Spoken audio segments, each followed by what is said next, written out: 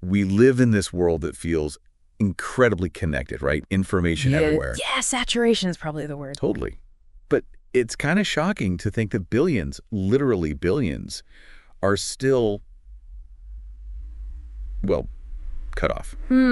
It's a profound isolation, like whispers trying to get through this massive wall of silence. Exactly. These fundamental messages of hope, connection, they just don't land. And that's really what we're diving into today. Absolutely. And as the sources we looked at show, this isn't just about being miles away geographically. Right. It's this like complex mix of culture, language, deeply held beliefs, things that create real barriers for huge groups of people. Which is why this deep dive is focusing on, well, a really critical mission, reaching the unreached and the unengaged. Key terms. Yeah, and they're not just labels. We really need to unpack who we're actually talking about here. Okay, so the sources are pretty clear on unreached. They define it as distinct ethnic or linguistic communities where there isn't really a viable indigenous Christian community, not strong enough in numbers or resources to effectively share their faith within their own group. So self-sustaining is the key there. Exactly. Yeah. The benchmark often used is less than 2% evangelical Christian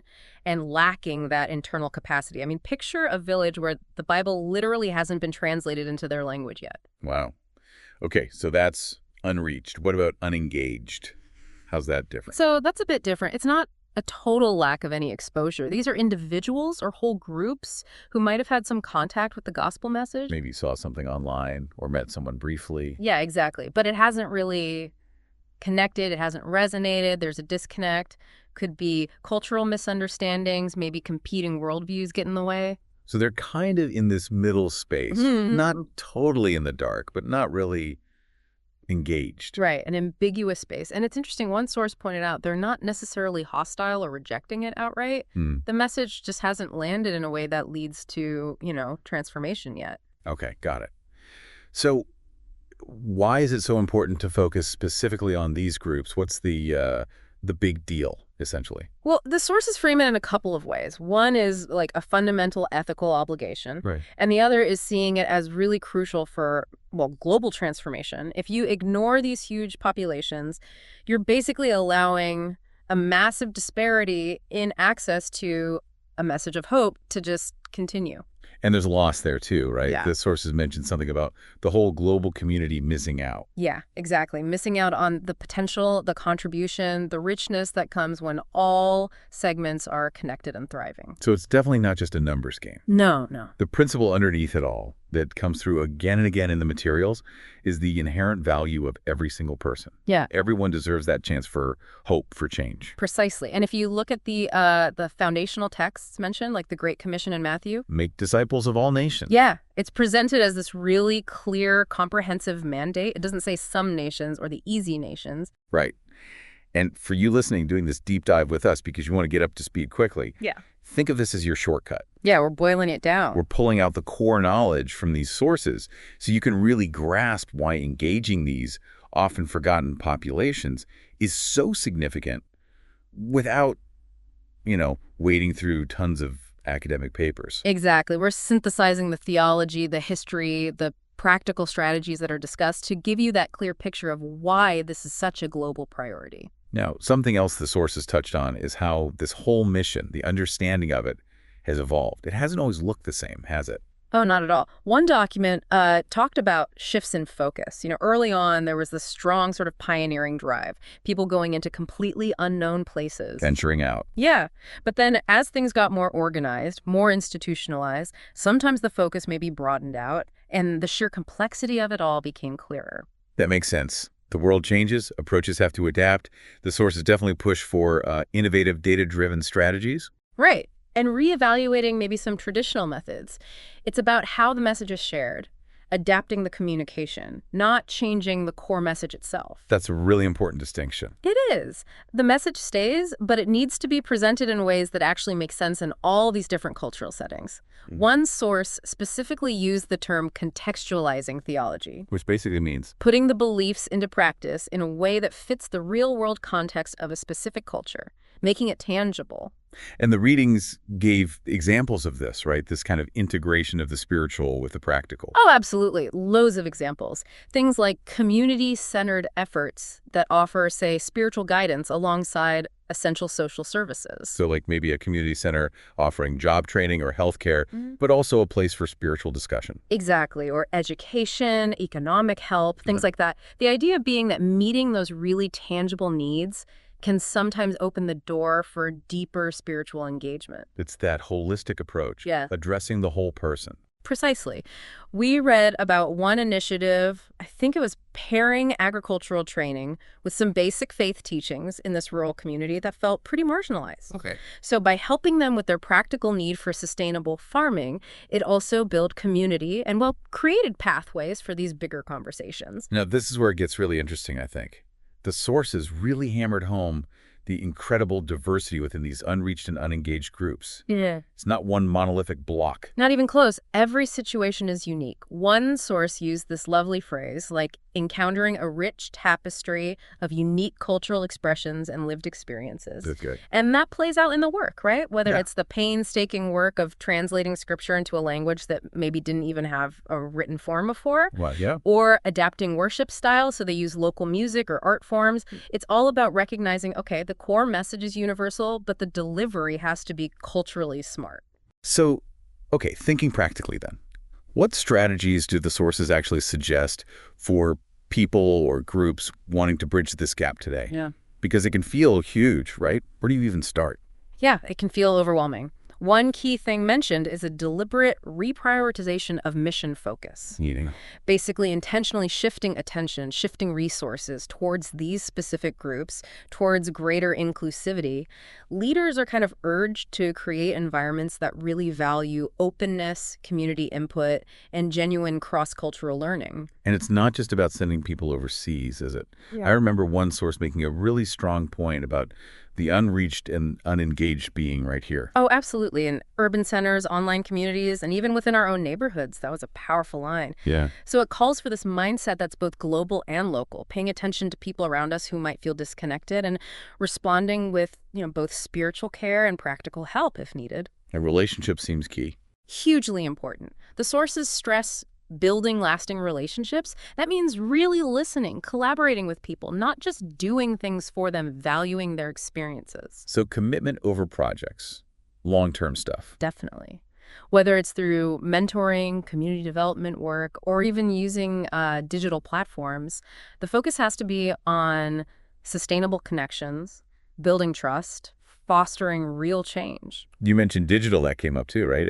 As a potential tool. Yeah, significant potential, especially in places where physical access is really difficult or dangerous. Technology can bridge some of those gaps. Makes sense. Now, that term we started with, unreached people group, it seems pretty central to a lot of the strategy talk. Let's make sure we've nailed that definition. Yeah, it's crucial. The sources define it very specifically again, a distinct ethnic or linguistic community where there isn't that established local body of believers strong enough. Strong enough in numbers and resources. Right. To independently evangelize their own people. That benchmark, usually less than 2% evangelical Christian, plus that lack of internal capacity, that's the identifier. So again, it's not just about being geographically isolated, though that often plays a part. Right, like the examples given, the nomadic Tuareg people or really remote tribes in, say, the Amazon. Isolation is a factor, but the core is the absence of that self-sustaining spiritual community within that specific cultural and language group. And why is that absence so significant? Because, as the sources really emphasize, faith, understanding, embracing it, that often happens most naturally and effectively within your own cultural context, right? Yeah. Without that internal indigenous connection, the message can face really significant cultural hurdles. It can feel foreign imposed. Okay. And let's revisit the unengaged again, just to be clear on the distinction. Right. So distinct from unreached, unengaged have had some exposure, some contact, but it just hasn't led to that deep commitment or transformation. And the reasons could be varied. Yeah, cultural disconnects, maybe misunderstandings of what was presented, or maybe, strong ties to other existing belief systems. They're in that kind of middle zone, not totally unaware, but not fully embracing it either. Which suggests, I guess, that the approach needed for them might be different. Exactly. probably needs to be more focused on building those bridges of understanding, addressing the specific reasons for the disconnect. How do you do that? What do the sources suggest? Things like contextualized learning came up. So maybe educational programs that are really grounded in the local culture, using local stories, indigenous language. Instead of just importing a curriculum? Precisely. And also prioritizing relational engagement, moving away from just like big one-off events and focusing more on building those genuine long-term relationships, and crucially, empowering local leaders. That seems like a recurring theme, local empowerment. It is. It's seen as vital for sustainability and authenticity. Okay, now one of the tougher parts discussed was this idea of neglected frontiers. What are those? Yeah, these are the really hard to reach places, often overlooked because of a whole bunch of interacting factors. Like what? Geopolitical instability is a big one. Right. Governments that are restrictive or hostile, just sheer logistical difficulty, incredibly remote areas, harsh environments. Makes sense. And then there's the deep-rooted cultural or religious traditions that might just inherently resist outside messages. They can seem totally alien. And it's not always just physical barriers, right? History can play a part. Bad experiences with outsiders. That's a critical point, yeah. Past negative experiences, colonialism, for instance, can create generations of skepticism or distrust towards anything perceived as coming from the outside. And sometimes, honestly, the neglect isn't even intentional hostility. It's just being overlooked. In a noisy world with so many needs, the stories and situations of these really isolated or resistant groups can just kind of fade into the background noise. That really makes you think about our own blind spots, doesn't it? The sources even hinted at a kind of bias towards focusing where it seems easier. Yeah, a potential bias towards focusing on those perceived as more receptive. It's human nature, maybe, to put energy where you expect to see results faster. But that leaves people behind. It does, and that's why the call in the sources is for a renewed commitment to inclusivity. A willingness to consciously step outside the comfort zone, to actively seek out those who are hardest to reach, even knowing the challenges involved. Okay, let's pull back a bit to the foundations. The sources kept circling back to the core principles driving this whole mission. Absolutely. That idea of broad inclusion, the Great Commission we mentioned earlier, it's not limited. It's a call across all boundaries. Cultural, linguistic, geographic. And that image from Revelation is powerful too, isn't it? Yeah, the vision of that huge crowd, people from every single nation, tribe, language, all united, it kind of paints the ultimate picture of what this is all aiming for. And it's not just about swelling numbers, is it? The emphasis seemed to be on fostering genuine, life-changing encounters. Exactly. Encounters that reflect this deep value placed on every individual. And to make that happen today, the efforts need to be, well, both creative and really relevant to the specific context, adapting constantly. We also saw this term, people group thinking, pop up quite a bit. What's the core idea there? Basically, it's a shift in perspective.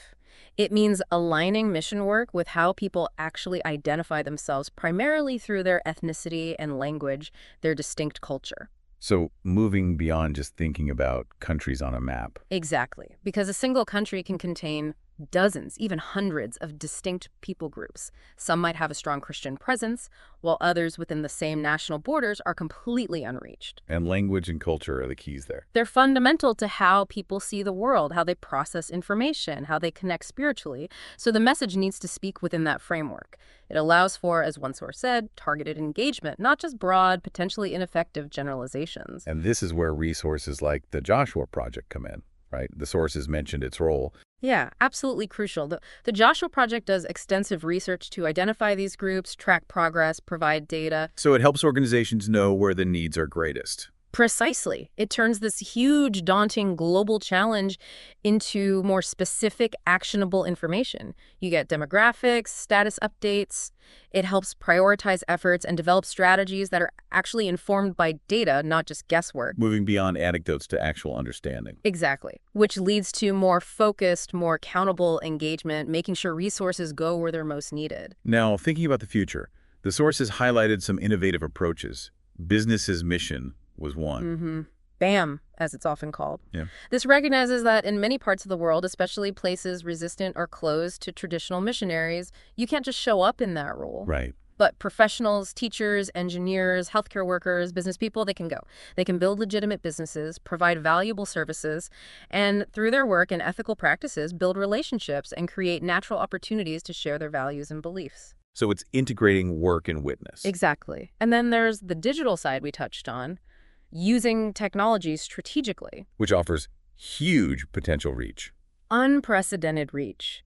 Getting culturally appropriate content, videos, apps, websites, radio into even the most remote or restricted areas, it overcomes a lot of physical barriers. It really feels like it requires a different kind of approach, maybe even a different kind of person doing the work today. The sources definitely point to that, talking about a new kind of participant or missionary, someone who comes with real cultural humility. Not thinking they have all the answers. Right. Someone theologically grounded, yes, but primarily focused on listening, on learning, on building those authentic mutual relationships. Less about proclaiming from a distance, more about walking alongside. Okay, as we start to wrap up this deep dive, there's a real sense of urgency that comes through in the materials. Yeah, it's palpable. This isn't presented as something for down the road. It's a present-day reality and a present-day call. Why the urgency now? Well, the sheer scale of the disparity in access to this message is one thing. Billions are still waiting. And some sources connect the completion of this task, reaching all peoples, to, well, a larger theological timeline or vision. There's a sense that action now is critical. So for everyone listening, let's try and boil down the key takeaways from all this. What should people really hold on to? Okay, I think first, really understanding that the biggest barriers are often cultural and linguistic, not just mountains or oceans. Right. Second, the absolute need for contextualized approaches, tailoring things to fit, meeting both spiritual and practical needs. Holistic. Third, prioritizing those long-term relationships and empowering local people, local leaders. It has to be sustainable. Definitely. Fourth, the value of data, like from the Joshua Project, to actually understand who and where these groups are. Fifth, that whole people group thinking, focusing on distinct identities. Got it. Sixth, acknowledging those really tough, neglected frontiers and the challenges there. Seventh, the potential of new strategies like business as mission or digital outreach. And finally, maybe overarching all of it, is that call for a new kind of engagement, humble, rooted, focused on listening. That's a great summary. Yeah. And the sources kind of leave us with these challenging, reflective questions, don't they? Yeah. Circling back to that idea we started with, the echo of the forgotten. Yeah, that silence. The material really pushes us to ask, okay, what's my response to that echo? How could my skills, my resources, my influence, whatever they are, how could they help bridge that gap? It's really personal. Like, what if the missing piece for one particular community is actually your thoughtful engagement, your willingness to learn and maybe get involved somehow? Yeah, or think about that image of the shepherd leaving the 99 to find the one lost sheep. Could your focused attention, your care, be the catalyst for reaching a community that's currently overlooked, like that one sheep? The world is waiting, the sources imply, waiting for someone to care enough to act. What if that someone is you? A powerful thought to end on.